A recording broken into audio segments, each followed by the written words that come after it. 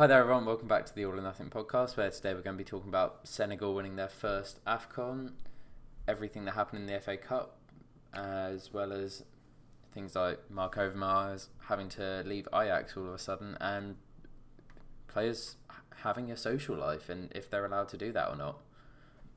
So I think getting into it, obviously the main news, Senegal winning their first AFCON, Mane captaining them to their side, but you also have players like Koulibaly, Mendy, Ismail Assar, just amazing players that obviously didn't get their first AFCON last time out, losing it to Algeria. So yeah, just a brilliant thing to see, and the celebrations have gone on in the country. You can just see how much it's meant to them and how amazing it is for them as a country as a whole. So yeah, how do you think the tournament went? You know, I really enjoyed the AFCON for the charm. It reminded me a lot of the SPFL in the sense that it's bad shit. It's either really, really good at points or it's really, really dry, but that's kind of the charm, and you can never really tell what was going to happen next. It was obviously brilliant watching Mane win it. It's probably like besides Nigeria, who I was rooting for my Rangers boys, I wanted Senegal because it's such a fun story, isn't it? I was just rooting as soon as like Senegal were on their way. You wanted them to win it. You wanted Mane to get it.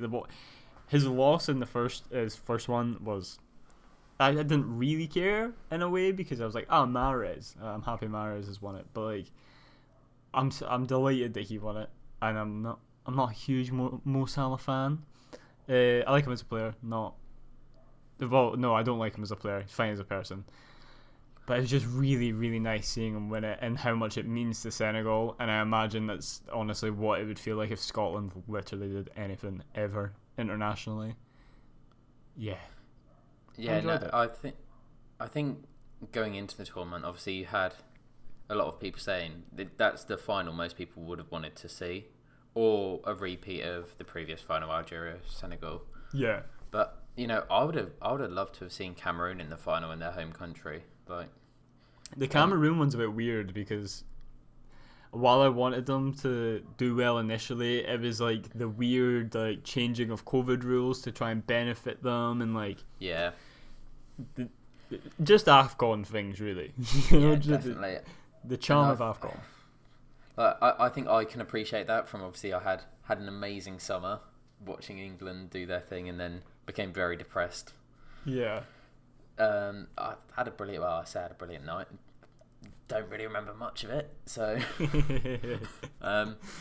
so yeah, like that's where I was coming from for the Cameroon side. But yeah, I would have loved to have seen either a replay of the previous final or this one we got, because you know it's Salah versus Mane. It's a historical African powerhouse in AFCON, and you have this team that's never won it.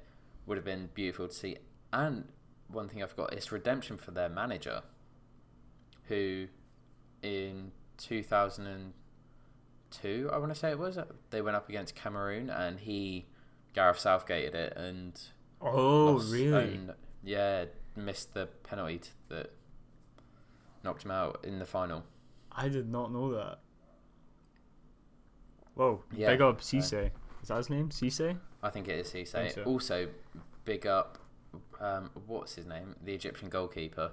Oh my god, he was. I've said like he was great the whole tournament in that chat, in our group chat, but like really, I'd only seen him play his 2 games, and he was so good that he left such an impact on me that I just assumed he'd been doing it the whole tournament. Yeah, I don't know if it was the quarterfinal halfway through us whenever the other Egyptian goalie got injured, but yeah, he played only a couple matches in total. It's insane. The third choice goalkeeper going into that tournament, he probably thought he wouldn't even get close to the pitch, and he ended up nearly being the hero for him.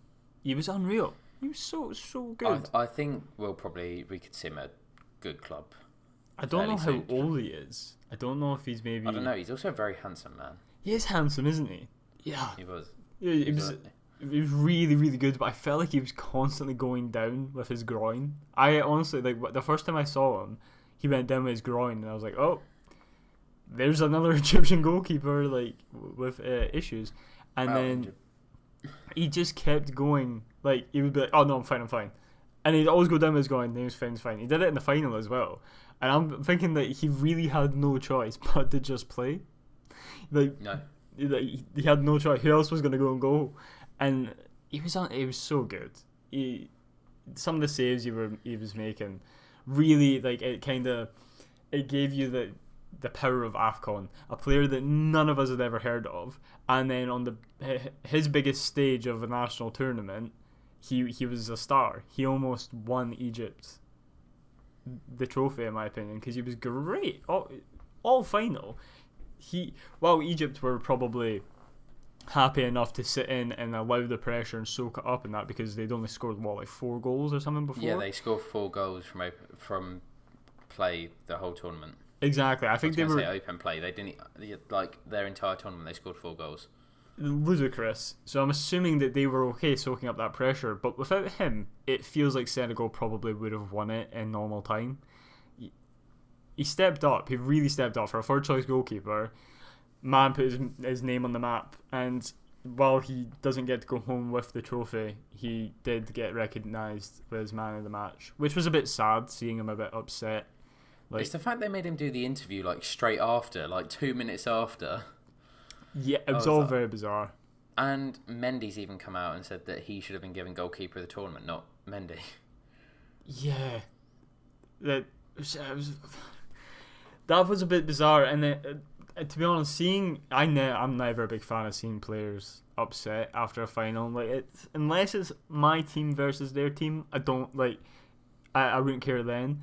But for just anybody in a neutral point of view, I always feel bad when I see the players crying. And I've seen Trezeguet like do the thing where he's like, he's lost 2 finals now. I don't like Trezeguet. I think he's a dickhead player, but it made me a bit sad. I hate seeing the players upset, because why can't we all win? Make it like primary 5. It's part of it though. Like I couldn't give a shit really. Like, I think seeing Mo Salah cry, I was very happy with that. Don't get me wrong, I did enjoy that. I did enjoy Mo Salah crying, and see other people like the Egyptian goalkeeper, like Trezeguet. I don't know, I just have too much empathy for people I don't care about. Yeah, no, I can't. Not ask me. It's amazing seeing all the celebrations and stuff like that. And I saw. Yeah, Senegal looks mad. Like, it looks great fun. Mane is a hero to them now, no doubt. Koulibaly is a hero to them. Sarr, they all go down in history. They all go down in history. And I saw a bit of a controversy on Twitter, because the Liverpool fans were salty that Mane dare say that he would trade the Champions League, I think it was, with Liverpool, or the Premier League, for the AFCON, for AFCON with Senegal. They were pissed that he would have traded the Premier League for that. And it's like, well, why would a young Senegalese man, why wouldn't he choose winning an international trophy with his country? International trophy, his country's first ever international trophy, and being the captain of that team. Exactly. Are you fucking mental? Like, Liverpool have won Champions League. You've not won Premier Leagues, but you've won First Division titles. You've won FA Cups. You've won League Cups. And you expect this little Senegalese boy to want... Oh, his dream growing up was Liverpool, to play for Liverpool and win the Premier League with Liverpool. What the fuck? Man, if I'm growing up a footballer, I'm dreaming about the stuff I can do with Scotland. I'm going... I want to play in the Euros with Scotland. I want to play in the World Cup with Scotland. The same way Modric said that he would trade his Champions Leagues for a World Cup with Croatia. They've all said it. All the big players have said that they would trade their massive trophies, but club level trophies, for international trophies. I'm sure you would say, obviously English players are definitely on that list that would say that. I'm 100%. So Phil Foden, in a blink, I'd trade one of my Premier League titles for a World Cup. No doubt. You ask Cristiano Ronaldo, would you trade one of your Champions Leagues for a World Cup? I'm almost certain that Lionel Messi said that he would trade his Ballon d'Ors, his Champions Leagues, anything to get a Copa America. That before he won it, he would give it all up to win the Copa America of Argentina, because as it happens, players have national pride and they quite like the countries they're from, and they want to represent them at the highest level, don't they? Like, it's such a bizarre take, such a bizarre take, and just football Twitter at its best. Liverpool Also, football Twitter at its best. if you think in the England squad, let's say, someone like Jordan Pickford, who may never get the chance to win a domestic trophy, but could win a World Cup or had the chance to win the Euros with his country, that might be the only trophy he ever gets in his career. Exactly. Like Ismail Assar, obviously a fucking amazing player. But he never gone to win another trophy in his career. But he's won AFCON. He's won AFCON, broken the duck for Senegal. So yeah, for him, like that for a lot of players, that would be enough. That's enough. You want to win more naturally, but you can look back and be like, I did that. I won that. And yeah, and we were the first. Exactly. Like you as a player go down in history in such a special way. So football Twitter, man, it's just dumb. Yeah, dumb. Yeah. Utes without brains. That's one way to put it. I think that's the best way to put it. So some rather alarming news. Well, two bits of alarming news came out. Should we go over the Zuma one first? Just what was he doing, man? That is not what I wanted to wake up to this morning when I saw. I saw it. I saw it last night. I woke up to the footage this morning and I was like, "Why am I seeing this?" I'm angry at the fact that he's done it. Two, why people were still actively sharing the footage around, like it's just casually. Like it's one of the first things I saw when I opened Twitter this morning at 7:30. Didn't want to see that. We watch motorsport. We met through Formula One. Yeah. And like a couple of years ago, there was a driver that had a horrendous crash, died, and there were people sharing footage of that. Yeah. Around. It's like the same sort of thing. Like you don't need to see that. No one needs to. Exactly. If you really want to go see that stuff, you can seek it out yourself. The people that want to see it will find it. Yeah. It doesn't need to be plastered everywhere. And I hope he gets booed in tonight's fucking game. He fucking bet. I cannot believe that is one thing that's just came out just before we started recording. He's starting. He's actually starting the match. I honestly thought, like, I really respect David Moyes. I thought he would drop him. Them saying he's getting internally disciplined. Is he fuck? Evidently not. Like, he's starting a football match. I can't. What is with footballers recently on all levels of it? Like, from the seems so much stuff is coming out. How they're all just like. I understand that it was kind of known that footballers were probably shitty people sometimes, but we wouldn't hear about it because of social media. But it's crazy that he's so casually abused his cap. And it's like, if he's doing that and acting up to the camera, what's he doing when the camera's not on? I can't believe that they filmed it and that it's leaked. Like, it's one thing it happening, but another thing to film it while you're doing it. Like, that's really, like, messed weird. up. Like, I don't know what to say. Like, it's disgusting. Yeah, it's horrific. Both of us have animals, and it's just something I could never imagine doing. Like, I don't know how you could have something in your care. No, never. You're meant to love and take care of and like make you have the best possible life and do that. But I kept seeing all these like photos of like footballers with their cats and being lovely to them and stuff like that, and I was like, yeah, that's nice, but like, how can on a just a people level, on a generic human being level, how can you just so casually do that stuff? I like how do your teammates, like, I'll be real, if you were doing that shit, I'd never talk to you again. Exactly. If I was doing that, you would never talk to me again. How did people play football with him? How are you supposed to be pals with him in the changing room and go train him every day of the week and play football with him on the weekend? Like, I just don't understand it. No, neither. And from one point of questionable behaviour to another with Mark Overmars, and obviously sending inappropriate messages to women at Ajax, leaving with immediate effect. I don't know too much about this. I just saw some stuff across Twitter, and that this is probably the final thing to cause Ten Hag to leave.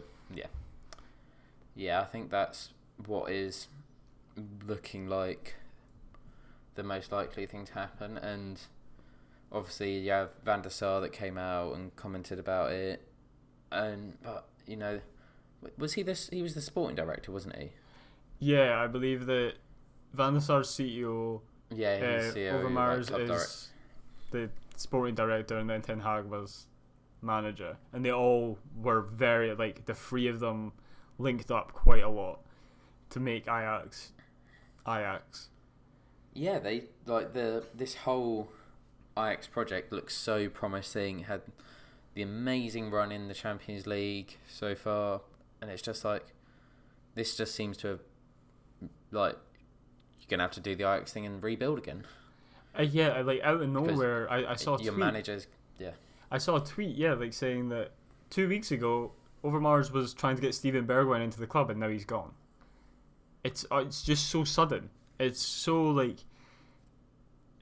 it wasn't we didn't know about it, then we knew about it, and within a split second he was gone from the club, and Ajax's project is possibly over.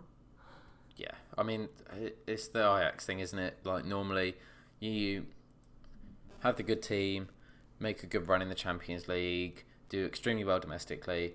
Oh, look, good play here, good manager, take those. Oh, you're left with the dregs. Oh, have to get a new manager in project. 3-4 years later, same thing.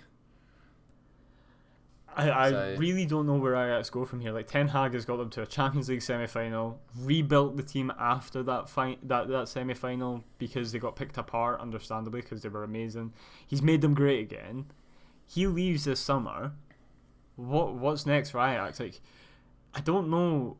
They will get a good manager, but I can't. It's going to be someone that I don't think we've heard too much about that has to take over, because no big manager right now is going to Ajax once Ten Hag leaves. It's got to be one of these managers that is in your championships or your lower leagues, or in a low down club in sort of outer domestic league that has been doing subtly a very good job and working really well within their boundaries, and then it's got to take the risk and give them the shot with the big boys. Hear me out, right? Hear me out on this one. It's a joke all across the Prem that every time there's a managerial position open, that Graham Potter gets linked. Right? No, I could see that. Graham Potter to Ajax in my head just works. It genuinely really, really works. And he was manager. What are they called? It was a Swedish club. Ostersunds. I don't know if that's how you say it. But he was a manager there, which means that he can manage in foreign leagues. Obviously, Sweden is not Holland, but it's the idea is there that he is comfortable managing outside of England. He's a manager just looking to take that next step, in my opinion, that could be on to that next level. I'm calling it now. Ajax, if Ten Hag leaves in the summer, Graham Potter goes. You know who else could also go? Obviously, just earned them promotion to the Premier, not just obviously last year, promotion to the Premier League. Highly praised for what he's done with the club that he's the way he's helped run the club. Thomas Frank. Ooh, another good one. Of being Danish, a bit of a close connection to the Dutch, but that's a good point. Oh, I'm excited now. This is a bit of a wild card, but the sort of project is having to be redone over there. Club that me and you both really like, Diego Simeone, possibly. Ooh, because the Atletico project seems to be going a bit of they're sort of having to change direction. Wow, I never even really considered that. But if he does if they do decide to part ways, where would he go otherwise? Yeah, it's just a few sort of things out there. But also, what could be an enticing prospect for Manchester United fans, obviously Ten Hag is highly linked with them. Ten Hag or Pochettino? I know for a fact I take Ten Hag. I do. Same. I really rate Poch, and I really do think he's elite, and that people are judging his PSG run a little bit too harshly, because I don't think it's his fault that he came into a league that was halfway done and didn't win it. People keep judging him for that one, but I don't think that's his fault. Obviously, his cup runs this year not been great, but the season's not over. He's unhappy because he's not a manager that deals well with multiple superstars. I don't think he's not someone that's well versed in the idea. I think he's your project man. Yeah, he doesn't have a Messi, a Neymar, an Mbappe, a Di Maria, and a Sergio Ramos. All these players. He has your one superstar. Yeah, exactly. And builds a team up around them. He's not used to trying to fit multiple superstars into one team, when he would probably quite often not want to play Mbappe 100% of the time, or not want to play Messi 100% of the time. He's not that kind of manager. He would want to mix them up a little. So I don't think that he's actually he is sitting first by 13 points in Ligue 1. I understand Farmers League, say what you want, but he's winning the league. He's going to win the league this season. There's no doubt in my mind. 15 games to go, and he's 13 points clear. He would royally have to fuck it up. So the idea that him going to Man United would somehow be a bad move, I don't think is necessarily fair. But if you do have the option of a manager who has been at a top level and won consistently, and Pochettino who's still waiting really to grab hold of that winning mentality, you're going for Ten Hag, surely. 100%. And also, obviously, recently Ed Woodward left Manchester United. I know he got replaced by someone else, and basically from the same department. Yeah, but same department. Surely, you're thinking Ten Hag, how well he's done. Get Van der Sar back to United as a sporting director or something like that.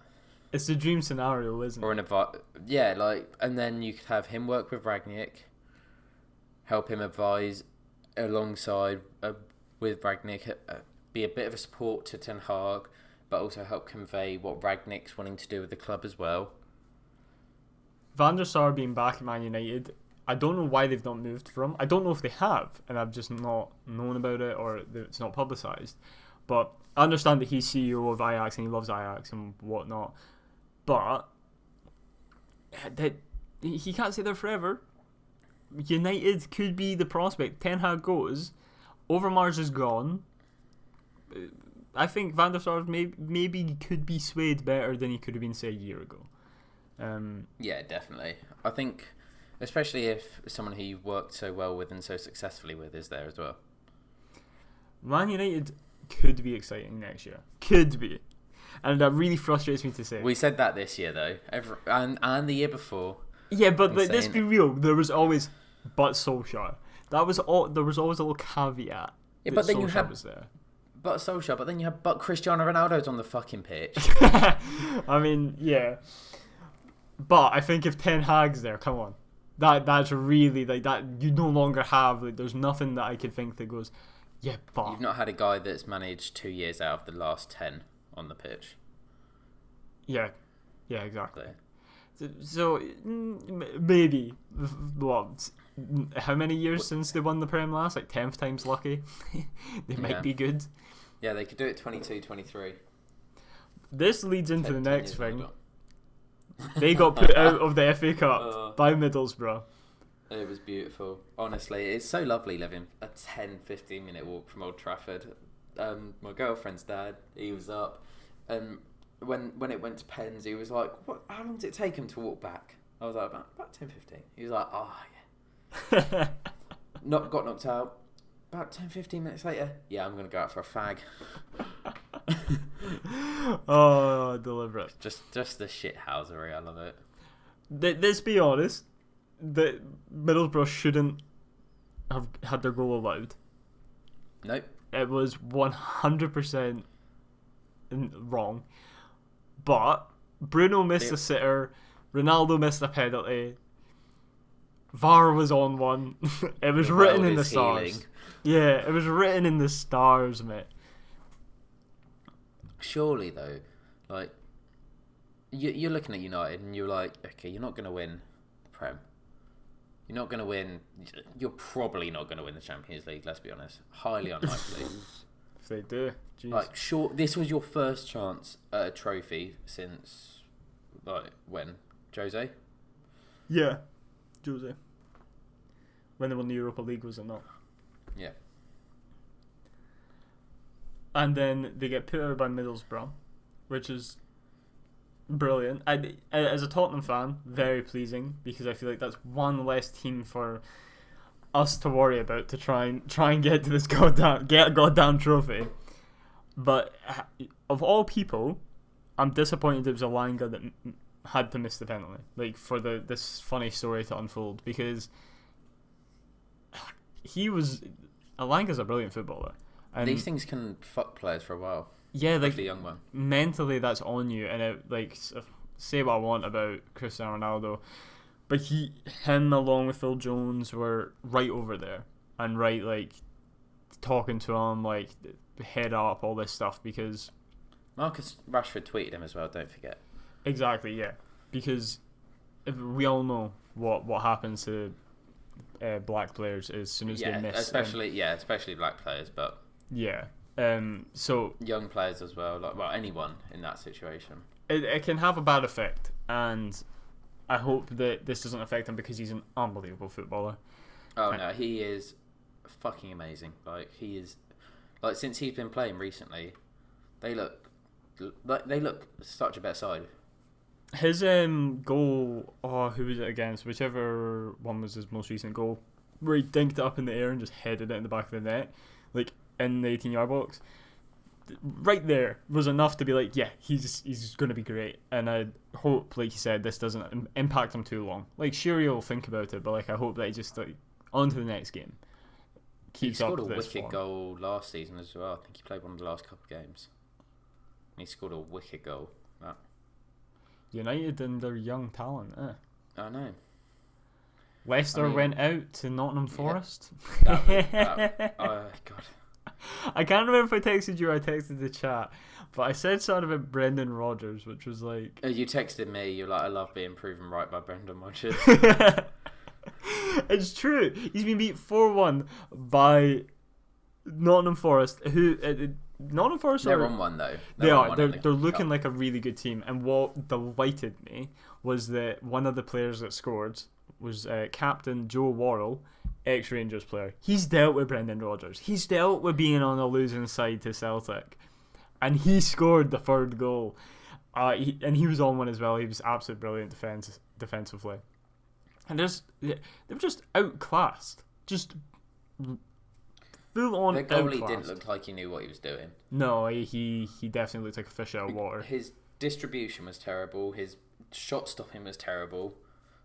I think that really summed up Leicester, to be fair. There was a moment where Joe Worrell has done a Phil Jones sort of thing where he's basically sliding across the ground and he heads, like, James Maddison's about to kick the ball and he kicks the ball into Joe Worrell trying to head it away, like, while they're sliding on the ground, and he kicks it out of play. And I was like, that just sums up Leicester today. They literally couldn't do anything right. And it's weird because I actually quite like Leicester, but because of Brendan Rodgers, I don't. So watching them get beat so convincingly was brilliant. Like, Leicester never looked like winning that match, which is mental. I remember I don't know where I've been, but got back and stuck at a half time. And yeah, it was just. But was it already 4-0 by that point, or like 3-1 by that point? Like they were. No, it's 3-0, and then literally about 30 seconds after putting it on, Iheanacho scored. Yeah, and then they scored their fourth. Yeah, in the second half. They just never looked like doing nothing, and like I said, I'm just delighted that Brendan Rodgers has been found out. He's hit his ceiling. So, like, I saw a tweet that was basically like, "Are we supposed to believe that City players are signing these long-term contracts to play under Brendan Rodgers?" Yeah, it's just not happening, is it? Surely not. Surely not now. Like, I wouldn't want that man anywhere near my club. Like, if Man United could have solid us, that would be brilliant. I'd love him to go to Man United. I would have loved that, but yeah, I mean, it does. On that point, it does. All things do look like Pep's going to be signing the extension. Yeah, he loves. I mean, you don't sign Jack Grealish on like a 5-year deal if you're only going to be here and use him for 1 or 2 years of that. Someone who you've like had so much plaudits for so long. I think he's finally found a club where he's like, yes, this is where I create my dynasty. Like, obviously, he's done loads with Barca, he's done stuff with Bayern. Yeah, that's the thing. But he said he never wants to go back to Barca. City is his legacy, which... Here's the thing, right? So, at City, you have a club which are going to pretty much back you to the hills, which, let's be honest, Ferguson had the same at Manchester United. Yep. You have a board which are going to be like, as long as you're getting the results, like, you play how you want to play, you do what you want to do. And you're seeing some of the best football we've seen in the Premier League for years. When he came in and you had people saying that if he thinks he's going to come in and do all that, he's extremely wrong. He's absolutely changed English football. And, like you said, he's making his dynasty. He's setting up his legacy for the rest of his career. He has complete freedom, which is really special. The fact that he can keep James McAtee at the club, not loan him out, like keep Phil Foden at the club for so long, not loan him out. Boss game for us in Premier League 2 yesterday as well. Exactly. So it's like, did you see that free kick he got? Yes. Pep has proven right constantly with how he handles youth players, and the idea that he is literally like so concerned about the future of these players just says enough for me that I'm like, yeah, he wants them, so they can be his next generation, so he can continue. He can be like the modern age Sir Alex Ferguson in the sense that he's just going to dominate. And I mean, let's be honest. In Phil Foden, Liam Delap, Cole Palmer, James McAtee, you had probably in 5 years 4 England starters there. Yes, absolutely no doubt.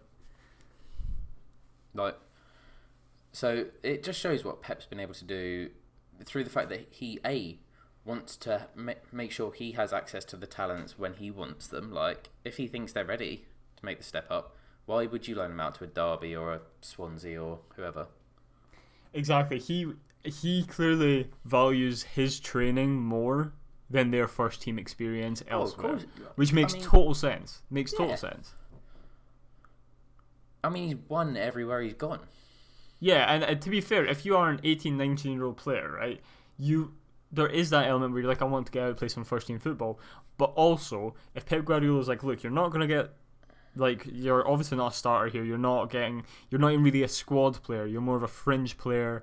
You're a breakthrough like star for us. So you won't start games. You'll come on every so often. You might start a cup game here or there, but what you will get from training will be 10 times more valuable than starting 46 games for Derby in the Championship. Like, you just trust them. You're going to be like, well, 100%. Pep says the training is going to be more valuable, so I'm going to trust Pep. Hence why James McAtee didn't come to Rangers, despite the links with him, and I would have loved it, but no. Also, like, we signed James McAtee after I think it was like his second time playing for us this season. He got a new contract up until like 2026. Clearly, Pep's seen something in training. Oh no, that was Cole Palmer. James McAtee got his one recently. Yeah.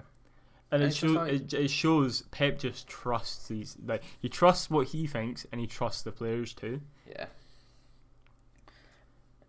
Anyway, we had a good game against Fulham. Apparently, I was driving, so I didn't get to watch it. But I didn't watch any of it. I just saw that he's won. I was getting tweet apparently, from a lot of what I saw on Man City Twitter, like, people saying Fulham played some of the best football against us all season. So I did hear that. Plaudits to them. Like, very few teams come to the Etihad, and was it the Etihad? Yeah, they come to the Etihad and actually try to play football the way that they did, which you got to be 4-1. But if you could, like, at least they you're came playing how you want to play. Yeah, I really do rate that. The fact that look, you're going to face City. The 9 times out of 10 you're not winning that game, so just come out and try.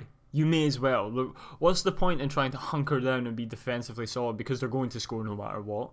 So try and nick a goal. Try and go toe to toe with them, because it's going to be exciting for you, exciting for the fans. Exactly.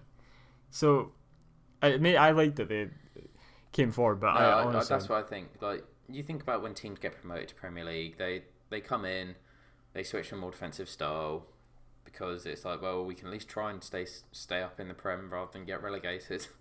Yeah. But then you have the fans where it's like, we were playing boss last year in the Championship and now we're playing shit. What's going on there? I think that there's this false idea that there's such a big disparity between, say, 10th and below in the Premier League and, like, say, 10th and above in the Championship. I don't think there's as big a disparity as people are led to believe.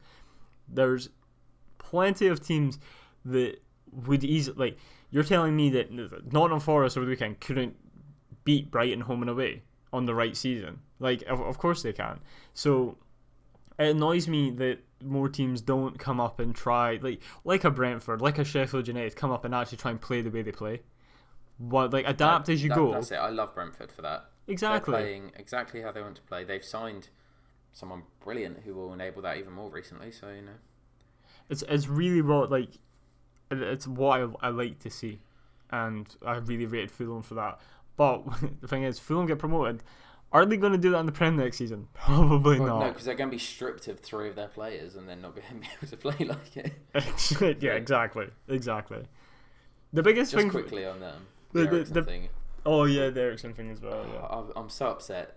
Thomas Frank said he's not going to play tomorrow, and I'm going to the match. No, I was kind of hoping he would, just for you. I know, same. I want to live through you. I know. What was I going to say about Fulham? Yeah, so, like, one of the weird things about Fulham for me, I know this is off topic, but why is Mitrovic such a good Championship player? It's mad, isn't it? What is He's so good at the Championship. 28 goals? Yeah, what is up with that? Why is he the perfect Championship player and so absent in the Prem? I need The Athletic to make, like, an in-depth video explaining that one to me, because I just don't understand it. I simply don't understand it. I'm going to start tweeting of him breaking down every one of Mitrovic's goals this season. Pardon? Yeah, James Alcott, the video breaking down every single one of his goals. That's brilliant. I need to go watch that. That's really good. Yeah, it's on the Class of 72 YouTube channel. Oh, I need to go and see that. I'm really interested. You guys beat Brighton convincingly too. Yeah, I was with 2 very drunken Spurs fans at the time when it happened. You love to hear it. I was actually... We were good, man. And, were you? Like, don't get me wrong, Brighton had their moments where you're like, okay, well, it's a little bit on edge, but that's just playing Brighton, isn't it? They're a good football team. They were always going to give us a fight. But when our team is actually clicking, you can see the work that Conte is doing, man. Like, Emerson Royale, he played like he had the shit tweets about him as his, like, lock screen on his phone. You'd really believe that he was staring at that stuff every day, because when he scored the second goal for us, it was like a deflected cross that went in. It was a very weird goal, but he literally ran from our half all the way into the box, all the way to the byline, and then somehow got the goal. So, and he was like, his celebration was so angry, and he was just like, basically, give me a fucking chance because I am a good footballer. And I feel like it was a really good moment for him, and I hope that it's maybe, like, it will spur him on a wee bit. Conte obviously wants a right wing back, but he's not willing to say that Emerson's bad or anything like that, or that he won't play him, because Emerson is starting games. On top of that, Harry Kane, people are shit talking him, and I understand that he had a fucking dreadful start to the season. Totally, it was poor, it was down to mindset, whatever. But Conte's got that man clicking now. He's shooting. He's actually just shooting. Like, he's not thinking about what he's doing. He simply gets the ball and he's like, I'm going to shoot, and that's how he scored. He scored a screamer against Brighton, and it's just so. Oh, it's just so satisfying that Conte's actually doing it. He's actually making Spurs a good football team, like a fun football team to watch. We got to watch our new signings as well. I can't say their names. Kulusevski. Yeah, Kulusevski, and I don't know who the other guy is. how do you say his name? Benat? Borisic. No, it's Benatka. Oh yeah, Boris. Bentica. Bentka, that's it. Why do I think Borisic? He's a fucking Rangers player. No. No. So both of them came on. Kulisevich, however you say his name. Kulisevsky. He got some weird, just Twitter in general got some weird hate as if he wasn't a good player. He made a 20-minute first game for you. Yeah, he made a 20-minute cameo, and if you ask me, he was quite good. He was running. He said that. He said after the game that Harry Kane's great because he'll just start making a run when Harry's got the ball because he just trusts that Harry will get the ball to him. Like, he's already on the mindset that's like, okay, I've got Harry Kane, I'm going to utilise him. He was making darting runs. He's fast. He's technically really good. I don't know what people were pissed off about. He actually he made a key pass to Steven Bergwijn, who just skied it. Literally just skied it. It was a brilliant run, good ball, and Bergwijn skied it. Classic Bergwijn then. Yeah, but just exactly what we've come to know from him. But he had that went in, I feel like the tone would have been totally different. Oh, he was amazing. He done this and that. But because he didn't somehow score a hat trick in his 20-minute cameo, it wasn't good enough. That's just Twitter in general, and Spurs fans being weirdly negative. Like, he was good. Entitled. Yeah, exactly. Like, what are you expecting? He's like 22 and he's just signed for us. Literally his first ever appearance. Is Conte getting Kane to drop deeper like he was under Jose as well then? Not so much. Kane is coming back a wee bit more to almost assist the midfields, but higher up. So he drops a wee bit to get the ball, but he runs with it now instead of just immediately looking to pass it off. He's making a run up, and then he's looking, where's Son, where's Mora? Because I think that now we've realised that he doesn't need to play that deep, but he can get the ball in those areas and create passes like a creative midfielder.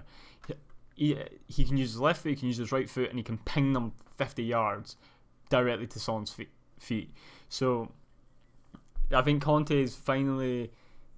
He's got that nice in between where Poch had him scoring loads, and obviously when he was under Jose, he did score loads and assist loads, but it was a different Tottenham. Conte's now got it in that nice sweet spot where we can have him up the pitch and scoring, and also up the pitch and assisting instead of sitting just in front of the back line assisting from there, as if he is. So being much more of a target man. Yeah, definitely. A lot of hold up play and like I said before, I think that when he was under Jose, there was an element where he was thinking too much about what he was doing. He had gotten so into the whole dropping deep and passing that I feel like when he was shooting, he was thinking so much about, should I be shooting, should I be passing, if I'm going to shoot, how am I going to do it, all in the space of like 0.5 seconds, where before it used to just be he'd just shoot, and 9 times out of 10 he knew where it was going. Yeah. So it seems like he's now got this like nice balance, and hopefully, I'm saying hopefully, I mean he is kicking on, and he's racking up his tally pretty fast now, that considering he didn't score for the first 4 months of the season. Conte, I am on the Conte hype train for sure. And you were off it last week. No, I wasn't. I was just about to say, even when we were losing against Chelsea, I was very upfront about the fact that it was going to happen. It needed to happen for the Spurs board to be like, oh, okay, yeah, we aren't that good. Like, Conte's working magic here. So I'm fully on board for the project now, and I just hope that it works, man. Maybe have one full season, maybe 2. Yeah, exactly.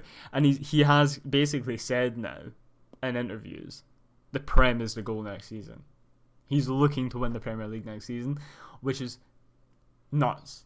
It's actually nuts to have obviously as a Spurs fan under Pochettino, there was always a little bit of an element like, are we going to compete for the league this season? But like, actually Conte's going, we are competing for the league next season. That is his goal, to compete for the league. And this season, presumably, it's top 4, win the FA Cup.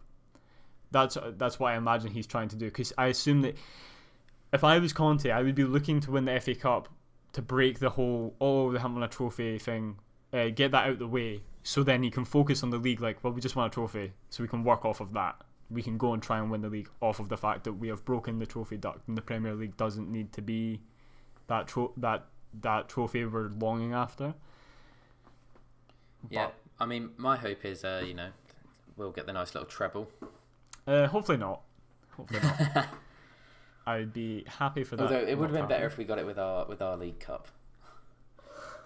Just another quick upset we had in the FA Cup was obviously Boreham versus Bournemouth. I don't really have much to say. I didn't watch the match. I watched the highlights back. Boreham were good. They're in the 5th tier. 5th tier, yeah. Bournemouth weren't bad. They just could, it was just one of those nights, one of those stories where it was like, too bad that Boreham are just going to win this. The gods were looking down. I watched Match of the Day the evening of, but I was not really with it after having been at a 50th birthday party the night before. So. Yeah, Boreham's goal was decent, and then Bournemouth it felt like every shot was just wide, just not happening, just really? Over and over. So I'd feel hard done by if it's Bournemouth. Destined not to win. Obviously, we haven't got it written down or anything, but the Kidderminster, I was gutted. I know that your girlfriend's a West Ham fan. That was on our drive down. That was happening. I was so angry. I was watching both. What game was on at the same time as that? Kidderminster, and then whatever other FA Cup game was going on. Chelsea Plymouth. Yeah, I was watching Chelsea Plymouth. So I watched Chelsea Plymouth, and I was like, went to extra time 1-1, didn't they? Yeah, and I was watching Chelsea Plymouth, and I switched over. I had them both on at the same time. I put the audio on for the Kidderminster one because I wanted to hear the fans buzzing because they just won. Then Declan Rice scored in the 91st minute, and I was raging, full on raging. And he jumped into the crowd. Also, he did a little dance and stuff, which was Also, I remember how much stick old Vinicius was getting for, was it Fleetwood? No, it was Marine. Marine, that's it. When he clotted it in from 2 inches off the line and did the Mbappe. Yeah, because he got a hat trick, I'm pretty sure. And people slated him for that. But Declan Rice is jumping into a crowd, do a little Michael Jackson dance, scoring against 91st minute equaliser against Kidderminster, who are in the 7th tier of English League football. Was it? Or is it sixth league? Sorry, I think it was 6th because there's never been an upset from the 6th to 1st. Yeah, that's what it was. It was the 6th league. So, and we're West Ham 6th in the Premier League. I did feel a bit like, come on. And then obviously they went to extra time, and Jarrod Bowen scored in the 121st minute. And he's shagging down the guy. It was devastating, mate. I actually really like West Ham. I like Declan Rice. I like Jarrod Bowen, and I hated them so much that day. Why did they ruin the dream, man? Why did they ruin the dream? That's all I have to say. Dreams are there to be broken. Just pissed off. I think one last thing for us to cover. Obviously, there was a video that came out on TikTok of Kyle Walker, Riyad Mahrez, and Jack Grealish trying to get in a club in Manchester. Jack Grealish looked drunk. Yeah, there's a little lollipop in his mouth. The classic drunk person move. He'd clearly been to the toilet and gone a wee lollipop. Yeah, just have a mint, mate. Carry some mints with you. That's the real trick. But the club have come out and I don't know if it's been officially said from the club, but it's sources have said there's not going to be any sanctions. Pep in a interview in a press conference said, "Oh no, I was upset because they didn't invite me." Exactly. Players can go out and have a social life. I don't understand this logic. Other person that lives their life on a Friday night, on a Saturday night. Oh, I don't have work the next day. Fucking hell, I'll go out have a few pints with my mates. But God forbid they enjoy themselves and sorry, you've just won an FA Cup match, got into the next round. You're getting paid a shitload of money. Go enjoy yourself, bud. Go get some fucking sparklers. Go get a booth at a club.